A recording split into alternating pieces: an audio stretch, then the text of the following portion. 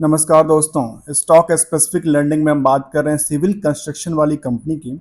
और उसमें एक चेहरा है, इसको कह सकते हैं पेनी स्टॉक्स कह सकते हैं या एक छोटा सा स्टॉक कह सकते हैं। कंपनी का नाम है MBL इंफ्रास्ट्रक्चर्स। इसका अभी के ट्रेडिंग सेशन में देखने को मिला है नियरली करीब करीब थोड़ा सा गिरावट देखने को मिली, जबकि सेंसेक्स में उतनी आसपास की गिरावट देखने को मिली। और मौसम चल रहा है कि इसका सत्ता पक्ष की और सत्ता पक्ष विपक्ष की एक जो क्या कहते हैं उसको इलेक्शंस वाली सिचुएशन में चल रही है, जिसमें कि निकल के आती है जो रिजल्ट का पार्ट थोड़े अगले हफ्ते आने वाली है।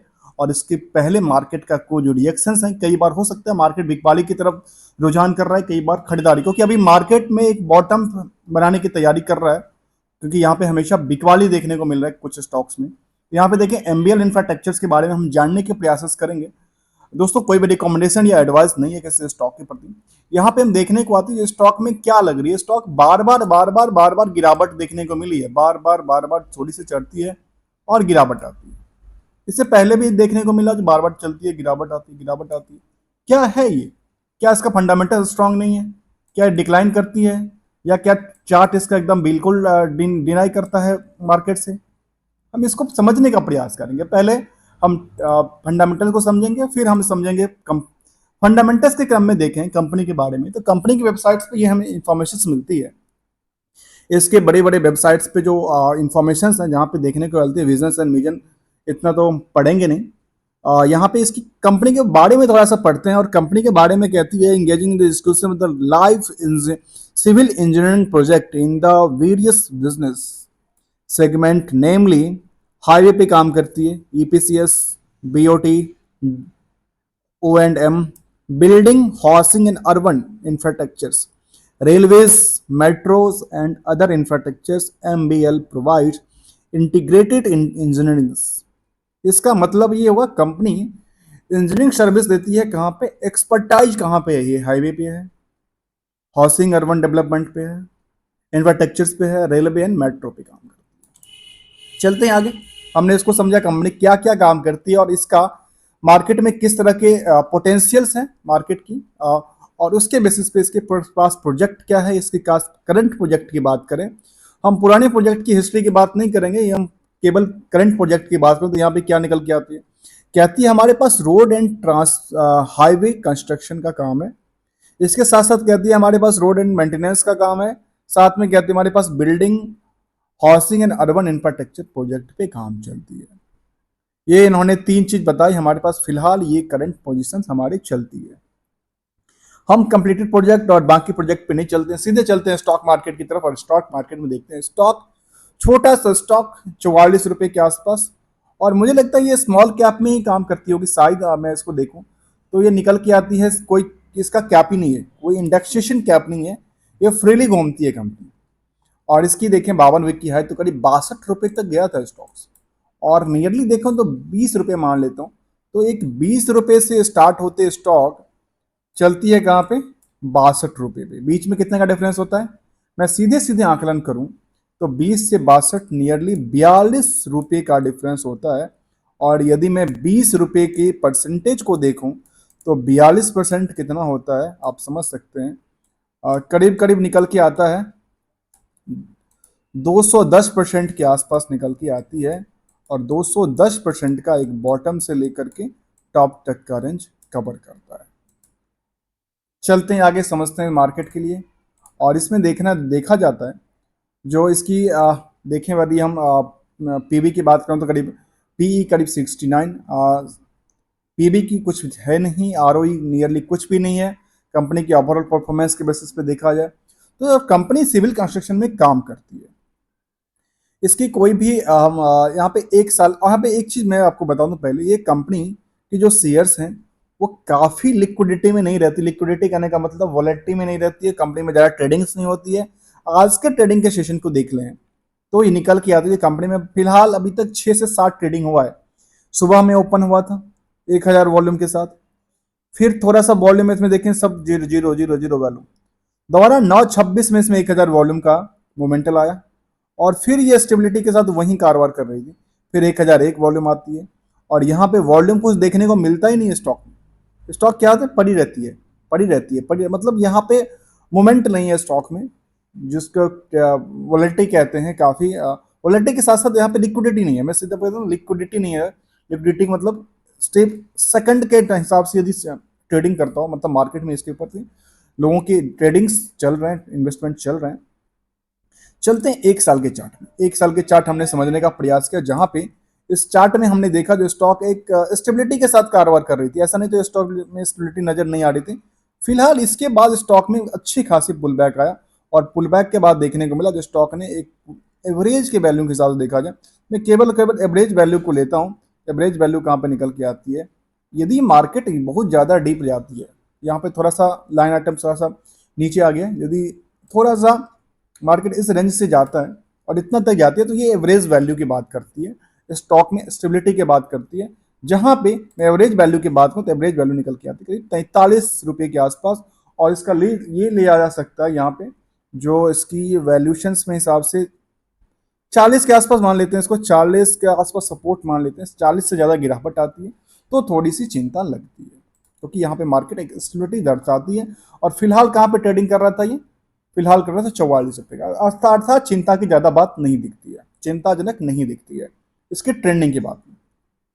आगे क्या कहती है कंपनी के बारे में, जो कि लेटेस्ट अपडेट की बात करते हैं यहाँ पे पोस्टल बैलेट के हिसाब से कहती है कंपनी, हमने 29/5 को पोस्टल बैलेट के लिए हमने मांगा था और एडवर्टाइज किया है नोटिफिकेशन, उसमें न्यूज़पेपर ने ऑलरेडी एडवर्टाइजमेंट किया है, क्योंकि रिजल्ट आने वाली है।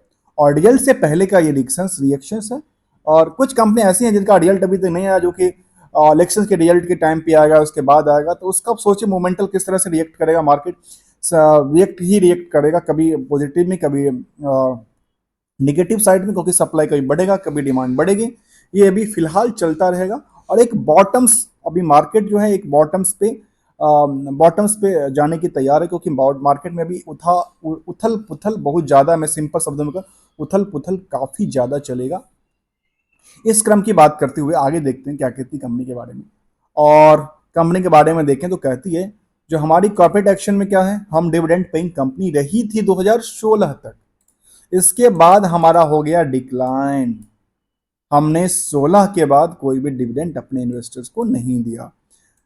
हमने 15 तक तो अच्छा परफॉर्मेंस किया, बोनस भी दिया, लेकिन 16 के बाद हमने कितना हो गया, 16, 8, 24, 8 सालों में हमने कुछ भी नहीं दिया अपने इन्वेस्टर्स को। अर्थात हमारी क्या है, ये बेसिकली आता हूँ, ये डिविडेंड देना, बोनस देना, राइट इशू देना, ये कंपनी को कंपल्सन नहीं है। कोई ऐसा नहीं है जो कंपनी अब मैंडेटरी दे उसको, ये तो उसकी इच्छा के ऊपर डिपेंड है। मन करे तो दे, ना करे तो ना दे। तो आगे झांकते हैं क्या कहती कंपनी का रिजल्ट तो अभी पेंडिंग है। और रिजल्ट से पहले देखूं तो हमने देखा रिजल्ट से पहले जो जो पुराना रिजल्ट है इसका, उस रिजल्ट में इसका परफॉर्मेंस लेवल जो था वो नेट प्रॉफिट लेवल पे काफ़ी डाउन हो गया। रेवेन्यू इंक्रीज कर गया, रेवेन्यू के बाद में तो 3 करोड़ से सीधे 22 करोड़ पे जाती है। प्रॉफिट 1 करोड़ 44 लाख से 1 करोड़ 68 लाख पे जाती है। तो प्रॉफिट बढ़ा, लेकिन रेवेन्यू के बेसिस पे उसका जो नेट प्रॉफिट मार्जिन आया वो हो गया डाउन शेड। वो जहाँ पे 47% के आसपास हुआ करता था प्रॉफिट, वहाँ पे क्या हुआ, कम हुआ। यहाँ पे ये हुआ होगा, मैं सीधे सीधे बताऊँ, यहाँ पे कंपनी ने एक्सपेंसेस काफ़ी बुक किया है। वो एक्सपेंसेस रॉ मटेरियल में होगा, या कुछ ऐसे एक्सपेंसेस होंगे जो अगले क्वार्टर, जो मार्च वाले क्वार्टर का रिजल्ट है, वहाँ पे इफेक्टेड बनेगा। चलते हैं उसको भी समझते हैं क्या किया है कंपनी। और ये डेटा क्या है, कंपनी के स्टैंड लोन डेटा है। और स्टैंड लोन डेटा के हम बेस को 100% नहीं माने, ये हम एक कंपनी की अपनी ग्रो लेवल है। इसको हम ओवरऑल ग्रो लेवल की बात करें तो हम चलेंगे स्कैनर वेबसाइट्स पे। दोस्तों किसी वेबसाइट्स में, किसी भी कुछ वेबसाइट, हम 2-3 तरह के वेबसाइट्स यूज करते हैं समझने के लिए। एक तो वो BSE NSE की वेबसाइट्स यूज करते हैं, साथ में हम स्कैनर्स और मनी कंट्रोल जो कॉमन्स यूज हैं उसको हम यूज करते हैं देखा जाए तो। अब इसके क्रम की बात करूँ, जहाँ पे इसकी बुक वैल्यू की बात करूँ तो केवल 73 के आसपास निकल के आती है। और बुक वैल्यू से कहती है ना कई बार जो under estimated stock, under valued stock, यहाँ पे अंडर वैल्यूड नहीं है, यहाँ पे मार्केट इसके कम है। यहाँ पे मार्केट इसको आंकलन कम कर रहा है, लेकिन बुक वैल्यू तो काफी स्ट्रॉन्ग है। बुक वैल्यू 73 रुपये के आसपास और स्टॉक प्राइस है 44 रुपये के आसपास। तो क्या लगता है ये आगे चल के मल्टीवैगर बनने वाला है या कुछ ऐसा है? जहां पे आरओसी करीब निगेटिव है, आरओसी करीब थोड़ा सा पॉजिटिव है, फेस वैल्यू 10 रुपये के आसपास। तो फेस वैल्यू के अकॉर्डिंग देखा जाए तो स्टॉक में जो बुक वैल्यू है वो 7 टाइम्स है, लेकिन करंट प्राइस केवल 4.4 टाइम्स है। क्या लगता है आगे? चलते हैं आगे और समझते हैं दोबारा।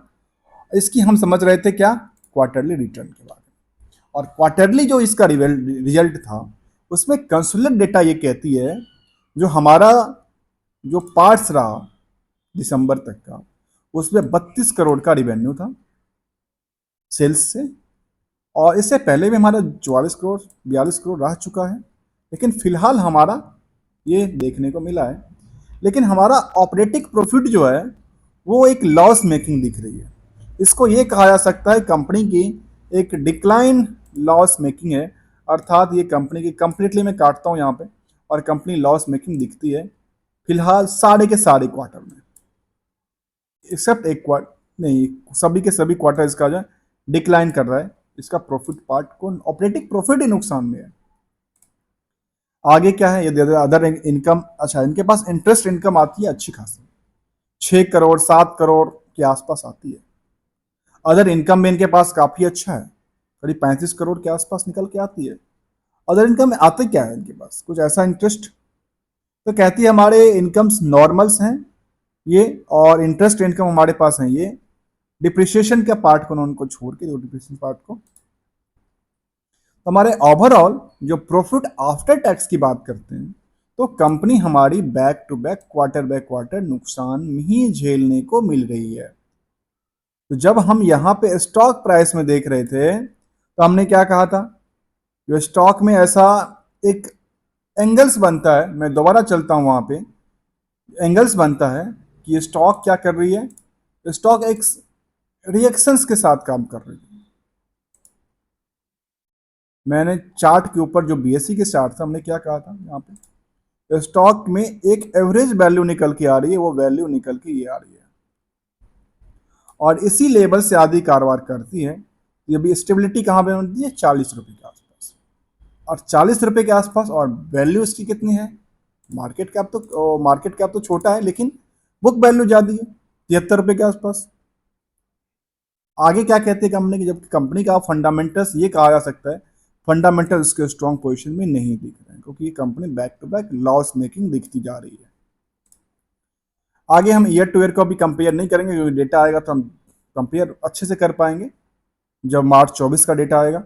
लेकिन फिलहाल देखिए, मैं इसको देखूं तो कंपनी किसी जमाने में, मैं जमाने की बात कर रहा हूँ इसलिए क्योंकि 10 साल पहले की बात कर रहा हूँ, इसी जमाने में 1200 करोड़ के आसपास का टर्नओवर था, सेल्स था, और वो सेल्स आजकल घटते घटते घटते घटते कहाँ रह गया, 159 करोड़। और लगता है ये अभी भी मार्च में डाउनसाइड देखने को मिल सकती है, और क्योंकि ये देखने को ट्रैक लगता है जो मार्च में यहाँ भी निगेटिव था और यहाँ से ये बैक टू बैक निगेटिव दिखता है। इस निगेटिव क्रम में मुझे लगता है हो सकता है 130 करोड़ 135 करोड़ के आसपास का होगा। तो क्या होगा, कंपनी की ओवरऑल जो ग्रो लेवल है वो थोड़ा सा डाउनसाइड देखने को मिल सकती है। तो फंडामेंटल्स में उस हिसाब से, फिर इस हिसाब से बुक वैल्यू इतनी ज़्यादा कैसे आ रही है, ओवर वेटेज बुक वैल्यू आ रही है, इसका मतलब आगे क्या कहती है, यहाँ पे इसकी सबके सब डिक्लाइन करती है, यहाँ पे थोड़ा सा पॉजिटिव दिखता है, यहाँ पे थोड़ा सा पॉजिटिव दिखता है, और यहाँ पे स्टॉक प्राइस सीजीआर के हिसाब से एक साल में थोड़ा सा अच्छा लगा। रिटर्न ऑन इक्विटी तो बिल्कुल डिक्लाइन करता है, कोई कोई बात करने की है नहीं यहाँ पे, आप इसको समझ सकते हैं। जो यहाँ पे डेटा जो अवेलेबल है उसी के ऊपर मैं कर रहा हूँ चर्चा।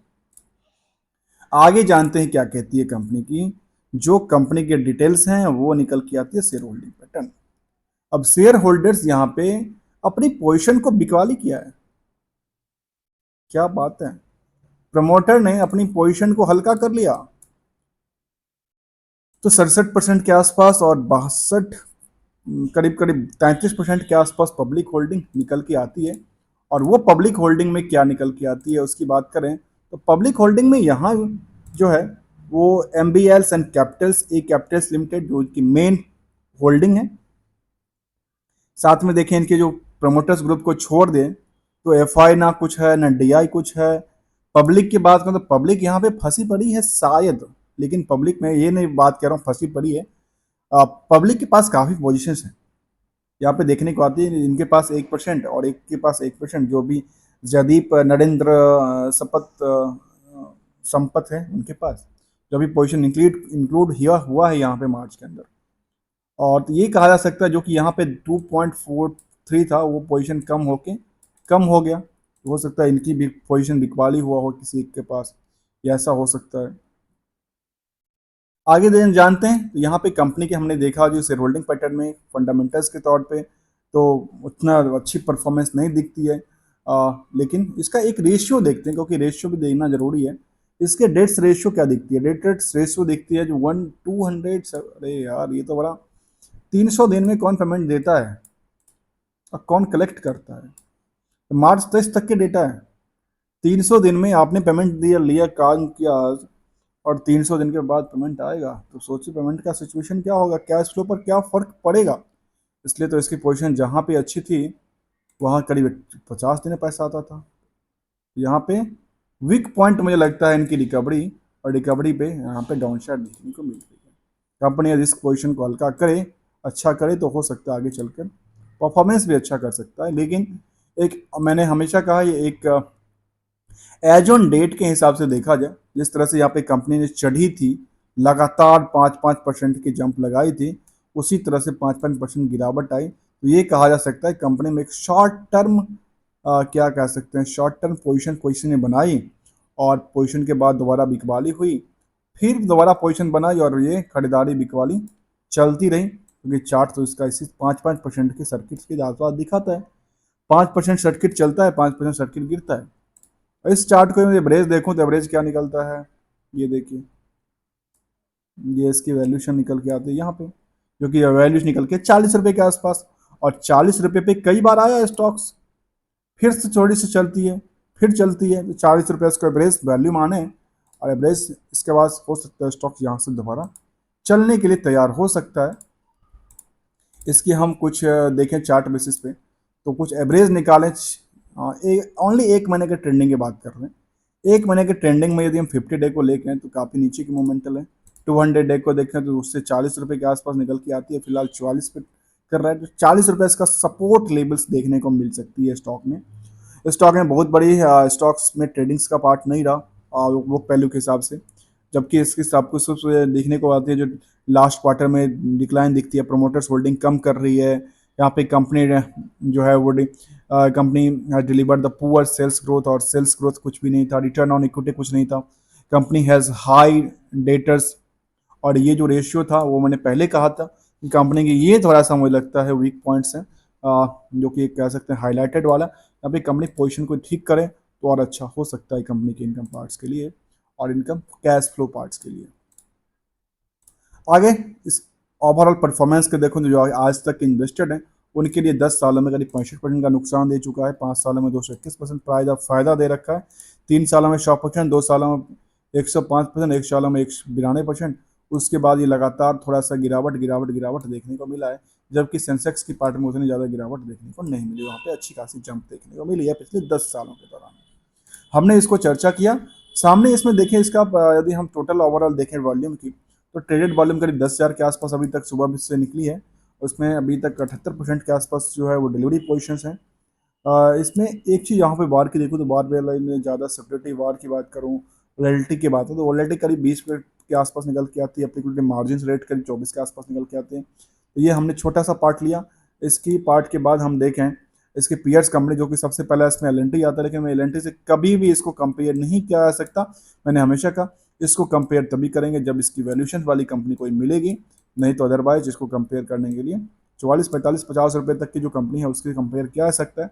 इसको यदि एवरेज के हिसाब से कंपेयर करें तो ये इसकी सेल्स के हिसाब से देखें तो सेल्स हिसाब से इसको कंपेयर किया जा सकता है। सेल्स की 22 करोड़, इसकी 22 करोड़, इसकी निकल के आती है 20 करोड़ के आसपास।